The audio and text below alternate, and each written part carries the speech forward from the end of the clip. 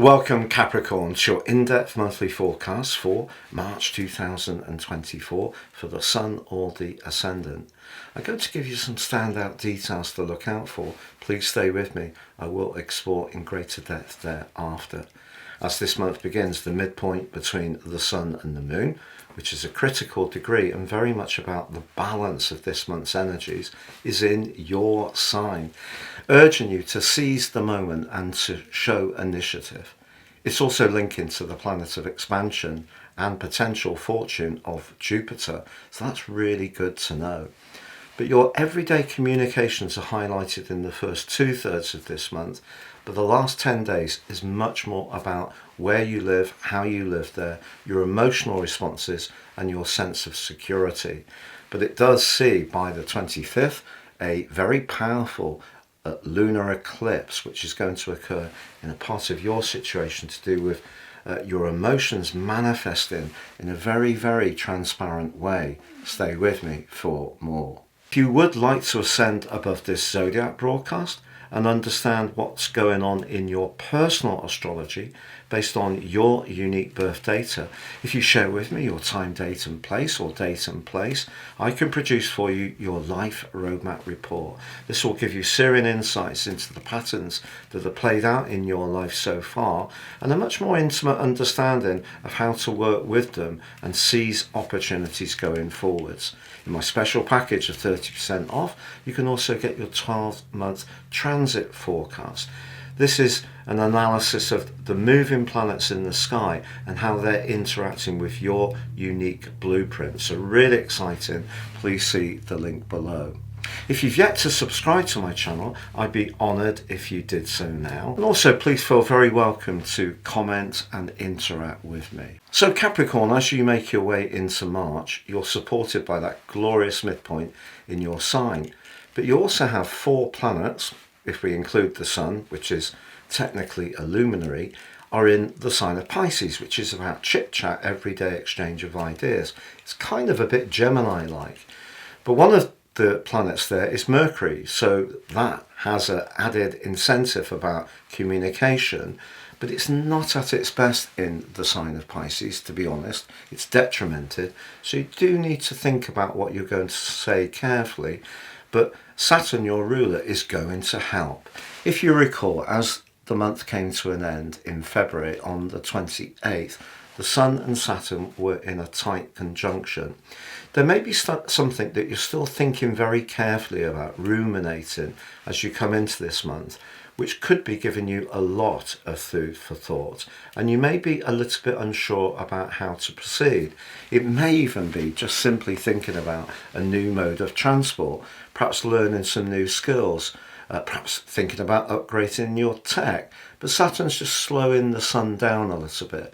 But Jupiter applies to the Sun as well as that midpoint. So in fact, at the start of this month, even though Saturn's saying don't rush anything, consider all the options, which is the core of your being, there is an opportunity there if it feels right to take decisive action. But as much as those conversations can be important at the start of this month, in fact through the first 2/3, there is an important emotional point which occurs on the 5th. This is when the retreating North Node meets with Chiron. Chiron is very much in the 4th house for you, about feelings. And people with Chiron in their 4th house tend to be very skilled at listening to other people's needs, but sometimes can feel that other people are not so attuned to them. You may encounter a situation where someone just spontaneously shares their life story, but doesn't necessarily ask you how you feel, and that could be a little bit hard to take. But in a more positive sense, perhaps someone will be willing to give you the space and the time to share something that is of a more sensitive nature. Now, as week 2 evolves, so the Sun starts to link with the sometimes disruptive Uranus, but in this angle, potentially very helpful angle of Uranus. Uranus is in your 5th house along with Jupiter. This is the part of your scope where you can be sparkling and charismatic and radiate your talent, your warmth, and your personality. And essentially, Now the Sun's shrugged off the more restrictive energies of Saturn. It's saying if you've got ideas, don't hold back on this particular super new moon, which manifests on the 10th, from showcasing them over the following month. Also, Mercury moves out of Pisces and into Aries on the same day. Now, Mercury in the 4th house is not a great fit, but Mercury in Aries brings in that fire, that oxygen. So if there is something you want to say that is more personal, that's more to do with your own feelings, then Mercury can help you, along with that super new moon and Uranus, to ventilate what's important to you. Now, from the 14th to the 19th, the Sun goes alongside Neptune. This can give you a lot of subtlety in the way you express your ideas, but it could also see you feeling a bit lower in vitality. Maybe also feeling quite sensitive. You may hear something, someone may say something that just seems to get right into you, perhaps even a little uncharacteristically. If there are people around you in your community or on your online connections that tend to be a little bit draining, even if unintentionally, you might just want to shield yourself a little bit. Venus moves on the 11th into Pisces and then approaches Saturn by the 21st when they merge. If you do want to say something very sincere to someone and you feel that perhaps they haven't quite been listening, what you can do here is articulate yourself with a degree of diplomacy, Venus, but also find the right structure or the tone to actually get them to take notice of what you have to say. But it could also be a little bit of a tense moment. There may be someone you're fond of who says something that just jolts on your senses a little bit. So maybe you're going to experience that. But in a more creative sense, Venus forges a superb link with Jupiter. This goes on from the 22nd to the 27th. Now, this 5-day period can be truly fortunate. These are the two planets of serendipity in traditional astrology. So that can be lucky for you. And then on the 20th, we have that spring equinox. It's very important in terms of astrology. This is because the Sun returning to the sign of Aries starts its journey all over again. It's the start of the astrological new year. And this year on the 20th, it's forging a nice angle to the moon in Leo. So a lot of fire, but critically forges a link to Pluto. So this is the first time any of us would have experienced this energy. This new beginning, therefore, can be a sense that something's shifting in humanity in quite a major way.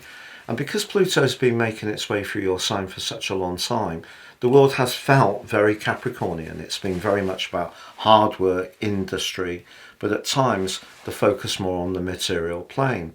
So with Pluto now in Aquarius for your second house, you could be finding yourself thinking more about how you can earn money, but also how you can value yourself. The spring equinox is emphasizing your emotions, your inner relationship, just like the North Node and that connection with Chiron did on the 5th.